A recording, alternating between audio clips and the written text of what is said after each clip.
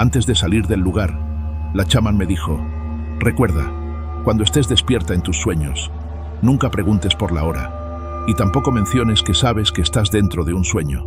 Si no violas ninguna de estas dos reglas, todo va a estar bien y saldrás a salvo.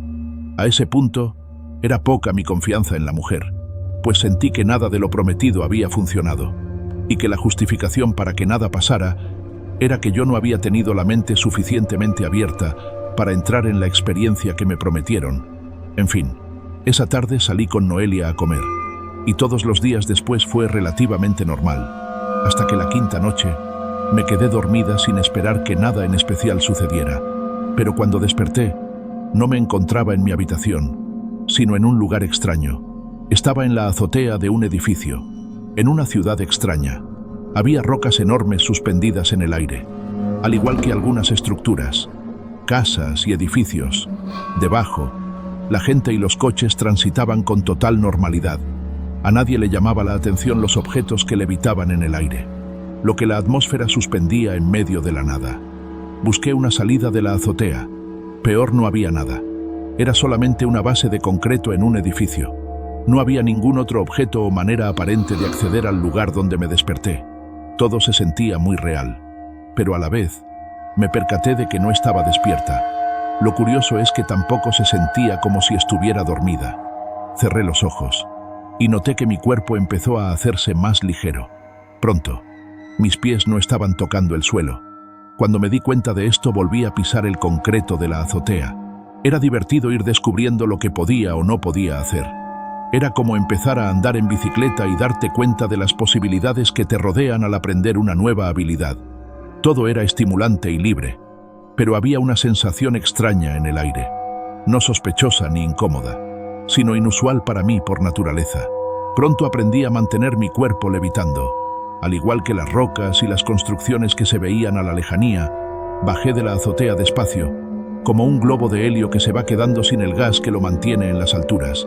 Y cuando llegué a la calle, la gente simplemente me ignoraba. Pasaba de mí de largo, y parecía que yo era como cualquiera de ellos, y que ellos preferían simplemente ignorar que yo había llegado volando. Era irrisorio para mí. Empecé a reírme, y la gente solamente pasaba de largo. Algunos me veían unos segundos con una expresión seria, pero nada más. Era increíble, como tener poderes, pues es un mundo onírico. Se sentía muy real. Tocaba mi piel con mis manos y sentía el calor en mí. Sentía la profundidad en mi visión, la ropa pegada a mi cuerpo, el calor de los zapatos en mis pies. Era muy divertido tener tanta libertad sobre mi cuerpo y sobre la física. Empecé a dar saltos de varios metros por las calles. Luego volé con algo de esfuerzo. Tocaba el suelo por algunos metros, pero cada vez me podía elevar más. Hubo un punto donde salté y me quedé varios minutos suspendida en el aire, flotando. Era muy cómodo. Me sentía como una nube en el cielo. Nadie me hacía caso y eso era genial. Era como invisible. La sensación era tan reconfortante que decidí quedarme flotando y no explorar más. No recuerdo mucho después de eso. Luego desperté. Abrí los ojos. Estaba de nuevo en mi cama. Me levanté emocionada y le conté todo por teléfono a Noelia. A ella le daba algo de miedo, pues pensaba que no había funcionado. Pero de igual manera me demostró entusiasmo al darse cuenta que podía acabar con las pesadillas que me eran frecuentes. A la noche siguiente, antes de quedarme dormida, pensé en el lugar al que quería ir, a esa ciudad destruida con fango y animales antropomórficos. Me daba bastante terror, pues todo se sentía muy real en los sueños. Pero para mí era necesario familiarizarme con ese lugar para que ya no me diera miedo, para poder hacer algo desde ahí dentro. No sabía el qué exactamente, pero estaba decidida a entrar y explorarlo. Más temprano que tarde me quedé dormida. No estaba en el lugar en el que estuve pensando, sino en un pasillo. Era un lugar elegante. Estaba alfombrado por el suelo y el techo. Había candelabros dorados colgando de arriba. Las paredes tenían un estampado en colores guindas y platinados. Había puertas a los lados. Eran como de un roble oscuro. Los marcos eran de oro. Y al final del corredor, una gran puerta de estos mismos materiales.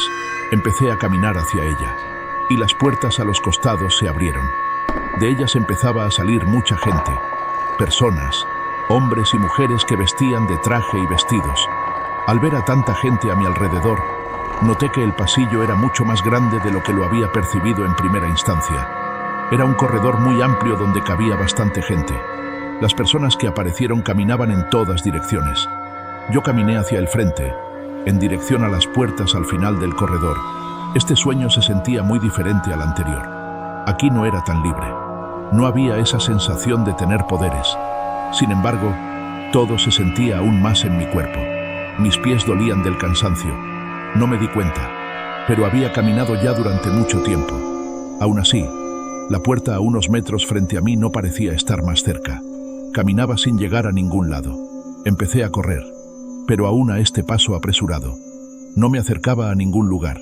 Incluso la puerta a la que intentaba llegar parecía más distante. Empecé a sentir una desesperación horrible. Tuve la sensación de que llevaba mucho tiempo ahí. No sabía si habían pasado minutos u horas, pero seguía teniendo en claro que estaba dentro de un sueño. La gente empezó a desaparecer. No sé a dónde habían ido, pero de cientos de personas. Ahora solo quedaban decenas, y el pasillo se estaba haciendo más pequeño.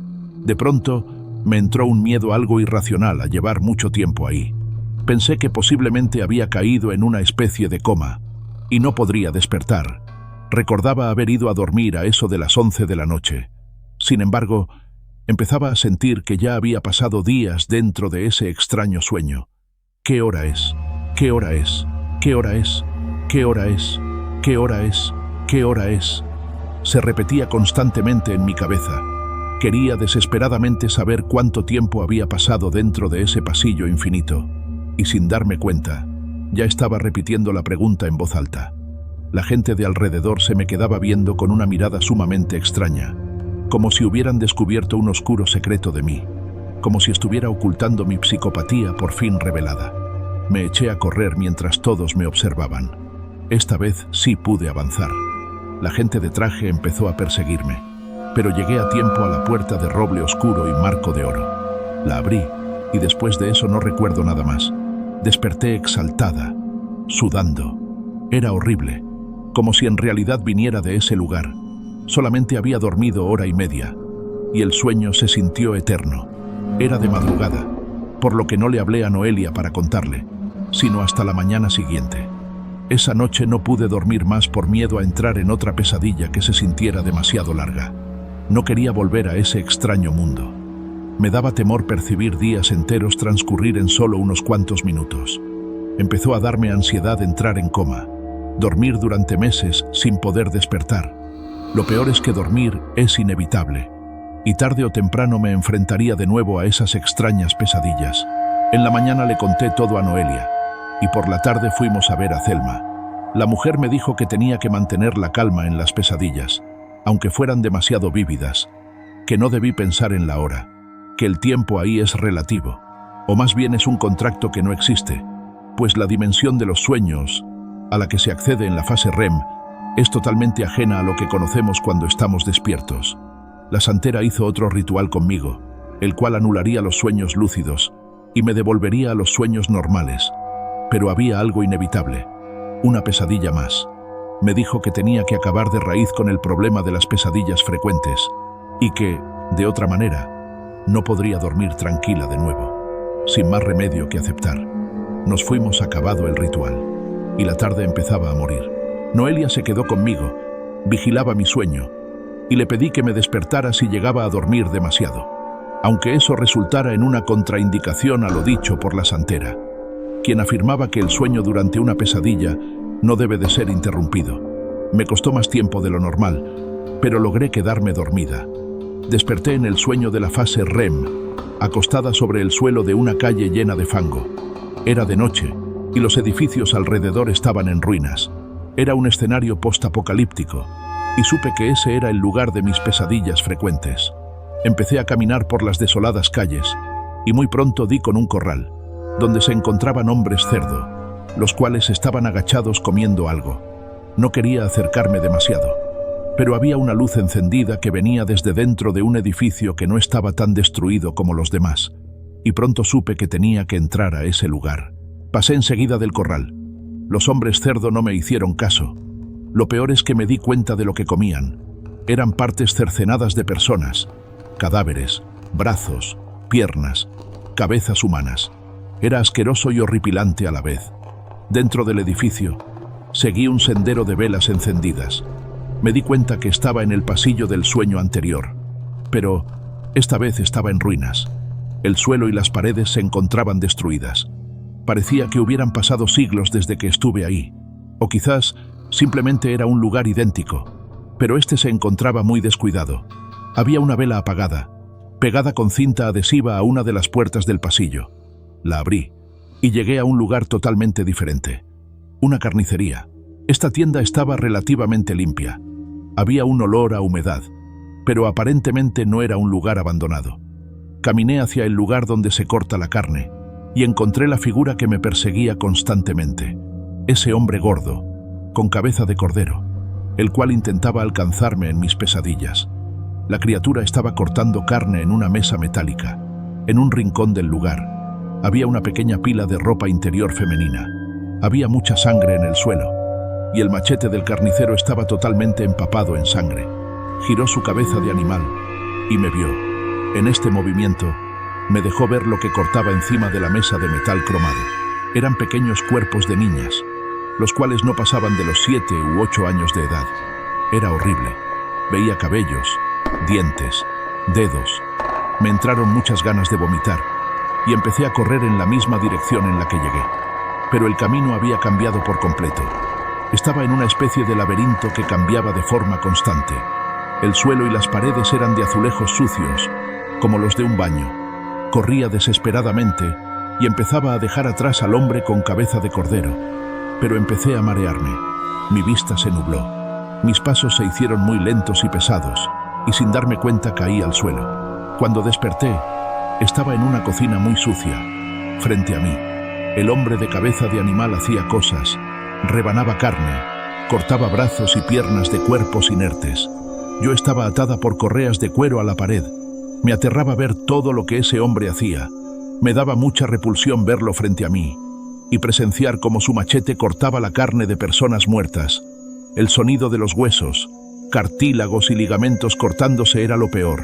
Me taladraba en la cabeza y no podía taparme los oídos. Pasó tiempo, mucho.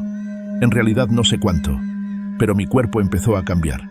Creo que pasaron más de 30 años y cada día se sentía como en la vida real. Esas 3 décadas estuve atada a la pared por las correas de cuero. No comía ni bebía, no dormía ni descansaba. Solamente veía al hombre cortando cuerpos. Lo mismo durante años, durante toda una vida. Un día, estaba llorando. Cuando él se percató de esto, volteó a verme pero me ignoró. Vi su diferencia ante mi sufrimiento y empecé a cuestionarme algo muy importante en ese preciso momento. ¿Por qué alguien a quien no le importo tiene total derecho sobre mis emociones? ¿En qué momento le di ese poder a este hombre extraño? Después de que se encendiera ese pensamiento dentro de mi cabeza, el hombre cordero parecía estar asustado. Pensé que esto podría relacionarse a mi forma de salir de ahí, aunque sinceramente, después de tantos años pegada a la pared de esa cocina, ya no sabía si estaba en una pesadilla o en la vida real. El hombre cordero se me quedaba viendo. Luego lo llamé. Hablé con él por primera vez desde que lo veía. Realmente no se me había ocurrido. Pero ese día, no sé por qué razón, empezaba a ver las cosas de manera distinta. «Ven, acércate», le dije. Él lo hizo con suma cautela, y cuando estuvo lo suficientemente cerca de mí, le dije 2 palabras que hicieron que las correas de cuero desaparecieran de mis muñecas y mis tobillos. «Te perdono». El hombre cordero empezó a chillar de manera ensordecedora y a cortar su propio cuerpo con el machete que portaba. Luego me di cuenta que ya no estaba atada a las correas. El hombre cayó al suelo muerto por su propia mano. Luego caminé hacia la salida. Afuera estaba lloviendo y el barro de la calle empezaba a desbancarse. Los hombres cerdos salieron corriendo del corral. Había una puerta que antes no estaba, una puerta de roble oscuro con un marco dorado, que aparentemente no conducía hacia ningún lado. Sin embargo, decidí abrirla. Al tomar la perilla desperté. La televisión estaba encendida y el cuarto a oscuras, solamente iluminado por la pantalla, que transmitía un anuncio de teletienda. A mi lado estaba Noelia, mi novia, dormida junto a mí. Vi la hora y solamente habían pasado 2 horas desde que había logrado conciliar el sueño. 2 horas que se sintieron como más de 30 años en esa horrible pesadilla. Estaba muy cansada y quería seguir durmiendo. Abracé por la espalda a Noelia y en cuestión de segundos volví a dormirme. Esta vez sin miedo a volver a tener pesadillas. A la mañana siguiente le conté todo el sueño a mi pareja. Le dije sobre la sensación de haber pasado 30 años ahí, pero era reconfortante volver a la realidad. Meses después, mi madre me dijo que nos mudaríamos y empezamos a empacar todo. No nos iríamos lejos, solamente a otra parte de la ciudad, donde las calles eran más seguras, pues la delincuencia había aumentado y eso era algo que le preocupaba bastante a mi madre. 2 meses después, desempacando, descubrí una caja llena de papeles, documentos y fotografías. Muchas me resultaban desconocidas y la mayoría estaban rotas y llenas de polvo. Mi madre me dijo que podía tirar la caja y que no sabía por qué seguía conservándolas ahí, por pura curiosidad. Me puse a ver las fotos y me encontré con una de un hombre que se encontraba en un campo. Detrás de él se alcanzaba a ver un corral lleno de corderos. En su mano derecha, un machete, el cual parecía tratar de ocultar para la foto. Era obvio, era el hombre de mis pesadillas. Fui con la foto hacia el interior de la casa y le pregunté a mi madre si quién era esa persona. Su gesto cambió radicalmente. Hubo una sorpresa extraña en su cara y me dijo que si no recordaba quién era él.